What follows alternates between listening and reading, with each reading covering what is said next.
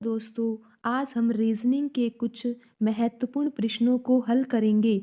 दोस्तों, ये प्रश्न गत वर्षों में परीक्षाओं में पूछे गए प्रश्न हैं और इन प्रश्नों के माध्यम से दोस्तों आप अपनी तैयारी को बेहतर तरीके से कर सकते हो। तो आइए दोस्तों शुरू करते हैं आज का हमारा पहला प्रश्न। दोस्तों, यहाँ पे एक पासे की चार स्थितियाँ नीचे दी गई है। यहाँ पर दोस्तों एक ही पासे को तरह तरह से घुमा के रख रखा है, यानी कि ये एक ही पासे की चार स्थितियां हैं। और देखते हैं नीचे दोस्तों क्या लिखा हुआ है क्वेश्चन में लिखा हुआ है, ऊपरी पटल पर तीन आने पर निचले पटल की संख्या क्या होगी। तो दोस्तों यहाँ पर हमें ये पता लगाना है कि यदि पासे में ऊपर की सतह पर तीन लिखा हुआ है तो नीचे की सतह पर क्या लिखा होगा। यानी कि जो तीन अगर ऊपर लिखा हुआ है पासे के, तो तीन के विपरीत सतह पर क्या लिखा होगा, यानी कि कौन सा अंक लिखा होगा। दोस्तों आपको पता होना चाहिए कि जो एक पासा होता है, पासे में छह अंक लिखे होते हैं। एक, दो, तीन, चार, पाँच, छः। ठीक है दोस्तों, अब हमें यहाँ पर ये पता लगाना है कि यदि तीन जो है वो पासे की ऊपरी सतह पर है तो तीन के नीचे वाली सतह पर कौन सा अंक लिखा होगा।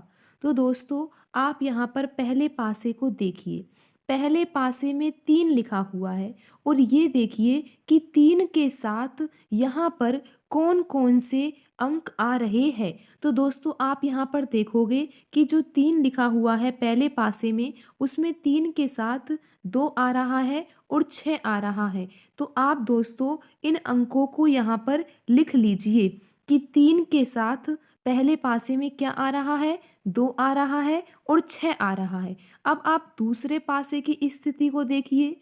दोस्तों यहाँ पर आप देख सकते हो कि जो तीन लिखा हुआ है, तीन के साथ क्या क्या आ रहा है, एक आ रहा है और चार आ रहा है। तो दोस्तों उन अंकों को भी आप यहाँ पर लिख लीजिए। अब दोस्तों देखो जो तीसरे पासे में यहाँ पर तीन हमको यहाँ पर दिखाई नहीं दे रहा है, तो ये जो पासा है इससे हमारा उत्तर नहीं निकल पाएगा। और जो यहाँ पर चौथा पासा है, यहाँ पर भी तीन अंक नहीं दे रखा, इस पासे में चार, पाँच, छः लिखा हुआ है लेकिन तीन नहीं लिखा हुआ। तो दोस्तों ये दोनों ही पासे जो है इनसे हमारा उत्तर नहीं निकलेगा। हमारा उत्तर उन पासों से निकलेगा जिन पासों में तीन अंक दे रखा है। तो दोस्तों अब हम करते हैं बिल्कुल आसान तरीके से इस प्रश्न को हल। आप यहाँ पर देख सकते हो, यहाँ पर दो लिखा हुआ है, छः लिखा हुआ है, एक लिखा हुआ है और चार लिखा हुआ है। दोस्तों ये वो अंक है जो तीन के साथ लिखे हुए हैं, यानी कि जब आपने पहले पासे को देखा तो आपको यहाँ पे तीन के साथ दो और छः दिखाई दे रहा है। और जो दूसरा पासा है, दूसरे पासे में आपको तीन के साथ एक और चार दिखाई दे रहा है। लेकिन दोस्तों आप यहाँ पर क्या पाओगे, आप यहाँ पर ये पाओगे कि आपको यहाँ पर पाँच अंक जो है वो दिखाई नहीं दे रहा है। जबकि जो पासा होता है उसमें एक से छः तक अंक होते हैं और यहाँ पर जो अंक लिखे हुए हैं वो दो लिखा हुआ है, छः लिखा हुआ है, एक लिखा हुआ है और चार लिखा हुआ है। दोस्तों यहाँ पर पाँच नहीं लिखा हुआ है। तो सीधा सीधा इसका अर्थ दोस्तों ये है कि जो तीन अगर ऊपर वाली सतह पर है तो उसके नीचे वाली सतह पर आपका पाँच अंक होगा। तो समझे दोस्तों, इस तरह के प्रश्नों को हम बिल्कुल आसान तरीके से हल करते हैं। दोस्तों हमने क्या देखा, हमने यहाँ पर ये देखा कि अगर हमें ये पता लगाना है कि तीन के विपरीत कौन सा अंक होगा तो हमें ये देखना होगा कि तीन के साथ कौन कौन से अंक लिखे हुए हैं और जो अंक तीन के साथ नहीं लिखा होगा वही हमारा आंसर होगा। तो आपने यहाँ पर दोस्तों देखा कि यहाँ पर दो लिखा हुआ था, छः लिखा हुआ था, एक लिखा हुआ था और चार लिखा हुआ था, लेकिन यहाँ पर पाँच नहीं लिखा हुआ था। किसके साथ, तीन के साथ। तो दोस्तों आप समझ गए होंगे कि अगर तीन ऊपर वाली सतह पर है तो नीचे वाली सतह पर कौन सा अंक होगा। दोस्तों नीचे वाली सतह पर पाँच अंक होगा। तो देखते हैं हम ऑप्शन में कि पाँच लिखा हुआ है क्या नहीं। बिल्कुल दोस्तों, जो पहला ऑप्शन है यहाँ पे वहाँ पर पाँच ही लिखा हुआ है। देखा दोस्तों आपने, हमारा जो उत्तर है वो बिल्कुल सही है और हमने इसको बिल्कुल आसान तरीके से समझाने का प्रयास किया है और आशा है कि आप इस तरीके को अच्छी तरीके से समझ भी गए होंगे। तो दोस्तों आइए हम करते हैं अगला प्रश्न। अगला प्रश्न है यहाँ पर, ये भी पासे से संबंधित है दोस्तों।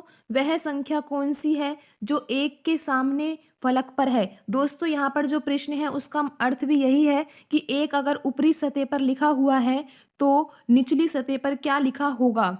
समझे दोस्तों? यदि 1 ऊपरी सतह पर है तो 1 के विपरीत सतह पर क्या लिखा होगा? तो अब हमें यहाँ पर ये पता लगाना है कि 1 के विपरीत सतह पर कौन-सा अंक होगा? जैसा कि हमने ऊपर वाला प्रश्न किया था, उस प्रश्न में हमने 3 की विपरीत सतह पर ये पता लगाया था कि कौन-सा अंक है, और इस प्रश्न में हम ये पता लगाएँगे कि 1 की विपरीत सतह पर कौन-सा अंक होगा। तो दोस्तों ये प्रश्न बिल्कुल ही आसान है। यहाँ पर आपको एक ही पासे की 2 स्थितियाँ दी गई है और आपको ये पता लगाना है कि 1 के विपरीत सतह पर कौन-सा अंक होगा। दोस्तों बिल्कुल आसान तरीके से करेंगे हम इस सवाल को। आप देख सकते हो दोस्तों कि दोनों पासों में 2 और 4 लिखा हुआ है। क्या आप देख पा रहे हो दोस्तों? यहाँ भी 2 और 4 लिखा हुआ है और यहाँ भी 2 और 4 लिखा हुआ है। लेकिन दोस्तों आप यहाँ पर देख रहे हो 1 लिखा हुआ है और यहाँ पर 3 लिख रहा है। तो दोस्तों सीधा-सीधा अर्थ ये है कि 1 के विपरीत कौन-सा अंक होगा? 3 अंक होगा। दोस्तों 1 के विपरीत कौन-सा अंक होगा? 1 के विपरीत 3 अंक होगा। तो दोस्तों इसका सही आंसर भी क्या है? सही आंसर है इसका ऑप्शन डी, जहाँ पर लिखा हुआ है 3। तो दोस्तों आज की वीडियो में इतना ही। मिलते हैं अगले वीडियो में। धन्यवाद।